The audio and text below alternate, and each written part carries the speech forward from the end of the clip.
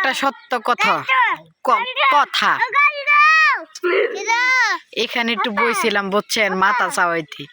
এই যে দেখেন আমার একটা দর্শক বন্ধু, আর এই যে হইলো আমার ভাইয়ের মেয়ে, আর এই যে হইলো আমার ভাইয়ের ছেলে, মানে অটোগ্রাফ। এটা এতক্ষণ অমানুষ আছিল, এখন মা নিয়ে মানুষ বানায় দিছে। এরকম গ্রামের বাচ্চারা অমানুষ থাকে আর শহরের বাচ্চারা একটু মানুষ থাকে। আসলে ওরা গ্রাম আর শহর না, কিছু কিছু বাচ্চারা এরকম থাকে। আর আমার ভাইয়ের ছেলেটা এমনিও একটু কাইষ্টা টাইপের, আসলে বেশি দুষ্টমি করে।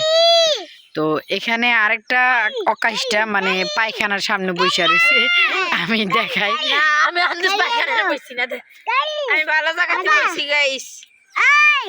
মানে আমি পাগল হয়ে যাবো, আমি পাগল হয়ে যাব, আমি পাগল হয়ে যাব। Let's go.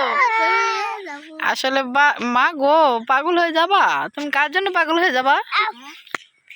ও বাবা, পাগল বানাইছিস, তারা পাগল হইব, পাগল হইব। আসলে বাড়িতে আসলো মজা, আবার বাড়িতে আসলো জ্বালা। এই যে আমার একটা গালি দাও, গালি দাও।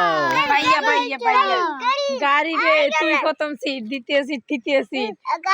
মানে বাজার নামার সাইকেল কিনা দাও তাড়াতাড়ি, সেই সাইকেলে জইলা যামু আমি নানার বাড়ি। আসলে আমার নানার বাড়ি বলতে কোনো কথা নাই। আসলে আমার নানার বাড়ি এখানে, ওই যে পিছনের বাড়িটাই আমার নানার বাড়ি।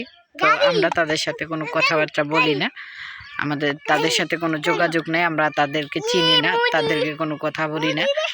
আমাদের কোনো আত্মীয় স্বজন বলতে চাচা চাচি ফুপা ফুপি আমাদের কেউ নাই, আমাদের একমাত্র আল্লাহ ছাড়া। আমরা, আমার বাবা মা, আমার ভাই বোন ছাড়া আমরা কেউ নেই, আমাদের কেউ নেই। তো সবাই ভালো থাকবেন, সুস্থ থাকবেন। আর এরকম বাড়িতে গেলে কার কার এরকম ঝামেলা ফেস করতে হয় অবশ্যই কমেন্ট বক্সে এসে জানাবেন, কমেন্ট করবেন।